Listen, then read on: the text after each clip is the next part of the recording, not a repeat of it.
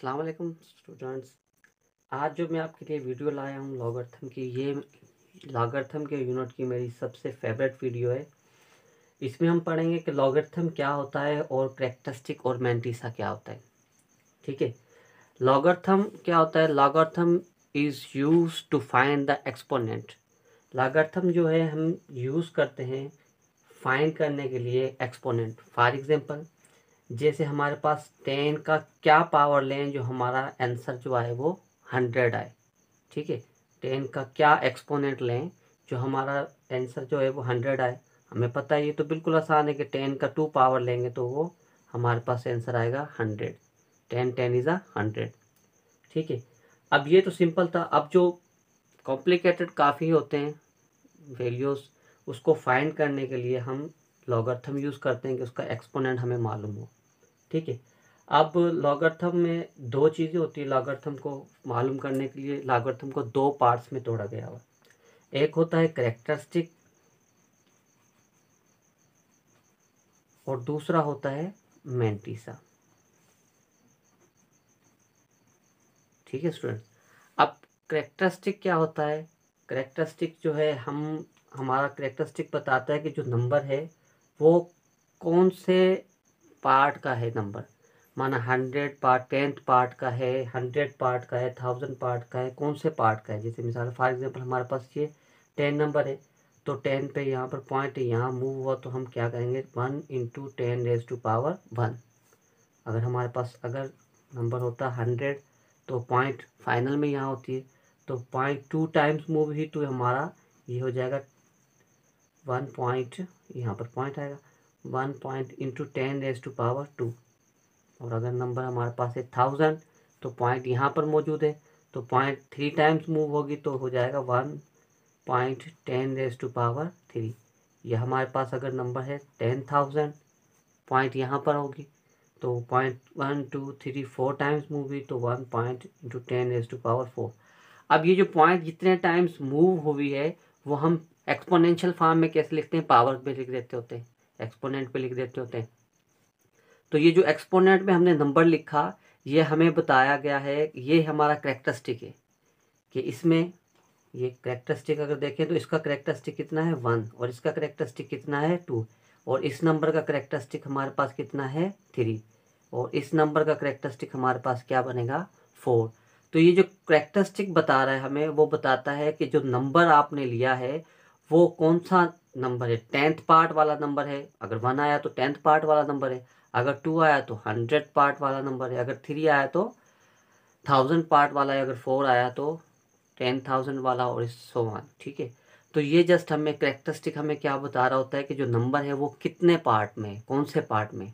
ठीक है, तो जो कैरेक्टरिस्टिक है वो पॉजिटिव भी हो सकता है, नेगेटिव भी हो सकता है। अगर फॉर एग्जांपल हमारे पास नंबर हो 0.1, तो ये कैसे एक्सपोनेंशियल फॉर्म में कैसे लिखते हैं इसको? ये 0, ये पॉइंट आगे मूव करेगा यहाँ पर, तो 10 के ऊपर पावर अगर लेफ्ट से राइट मूव करता है तो एक्सपोनेंट में मैंने पहले आपको पढ़ाया है कि वो पावर जो है एक्सपोनेंट जो है वो माइनस में आती है।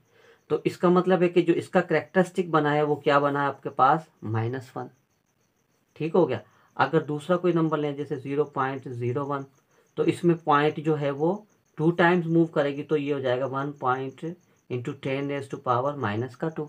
तो इसका कैरेक्टरिस्टिक क्या बनेगा -2। ठीक हो गया। इसी तरीके से एक और कर लेते हैं 0.001, तो इसमें पॉइंट 1 2 3 टाइम्स मूव करा है तो ये हो जाएगा 1 पॉइंट इंटू 10⁻3। अब ये जो एक्सपोनेंट है -3, ये हमारे पास क्या है कैरेक्टरिस्टिक।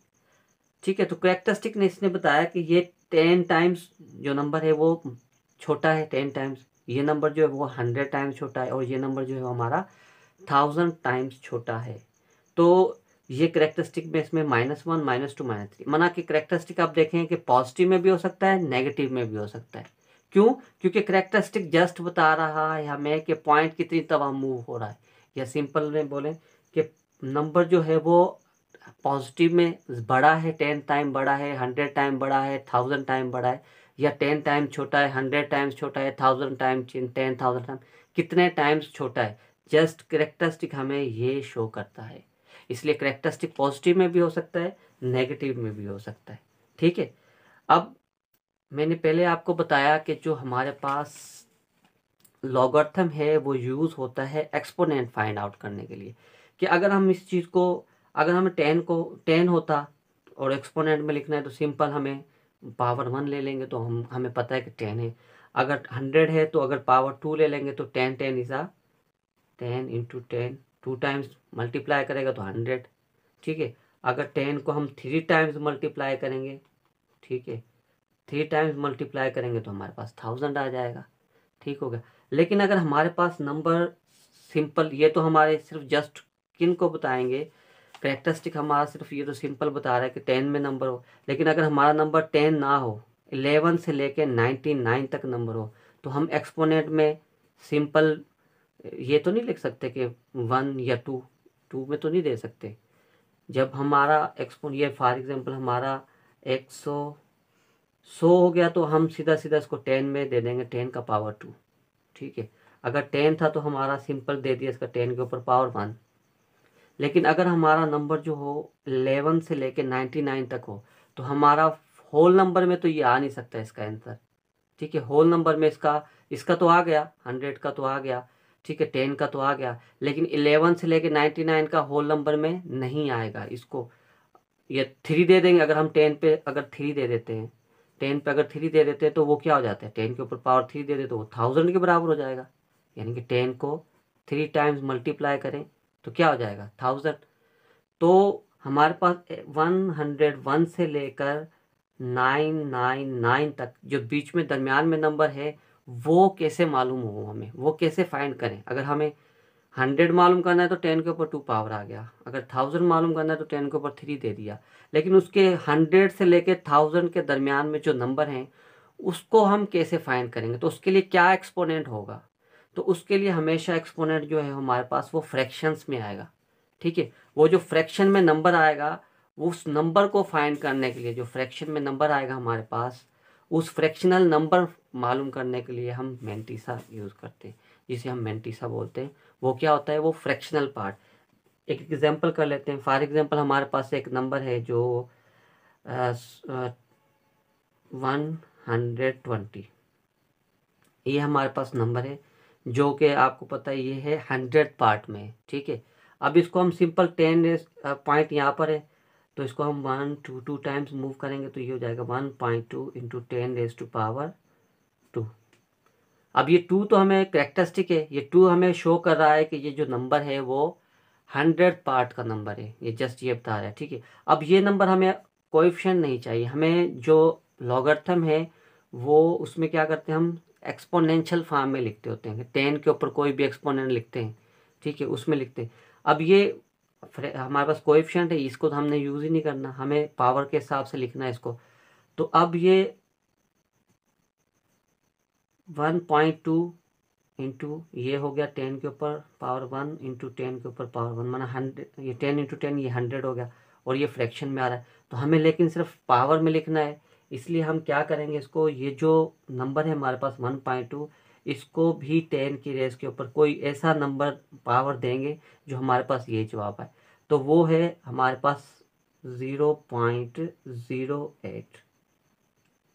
ठीक है, इंटू 10 यानी कि ये क्या है, ये 100 है।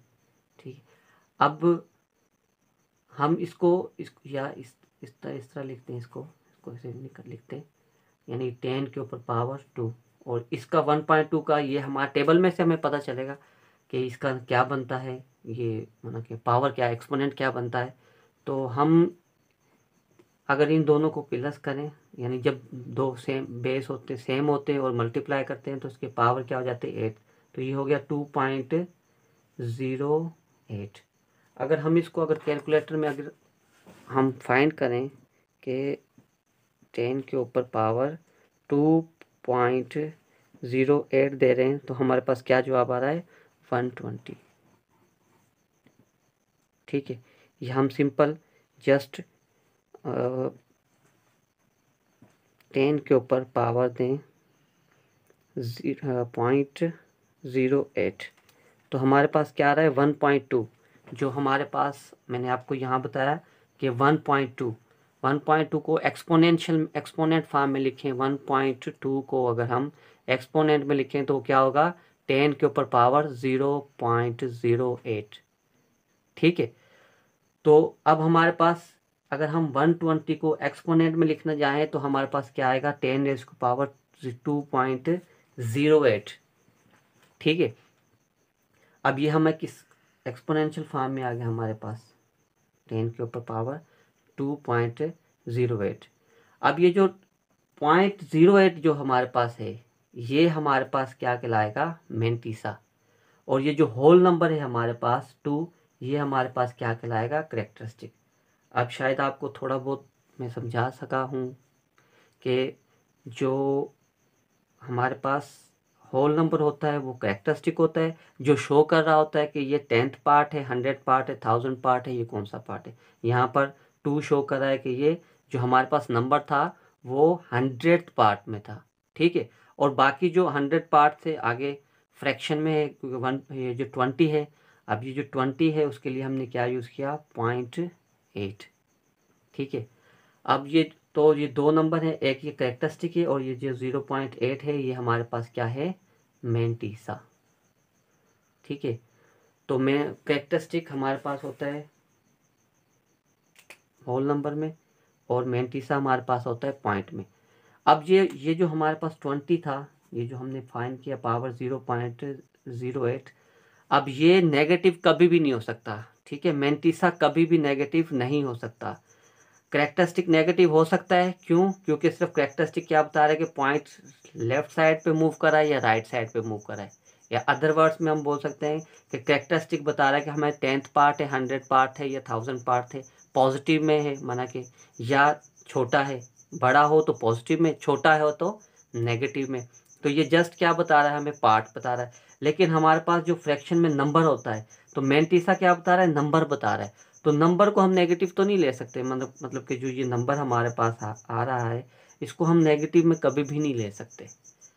ठीक है, इंशाल्लाह आगे एक्सरसाइज 2.1 2.3 करेंगे, उसमें मैं आपको कैरेक्टरिस्टिक और मैंटीसा को और एक्सप्लेन करूँगा।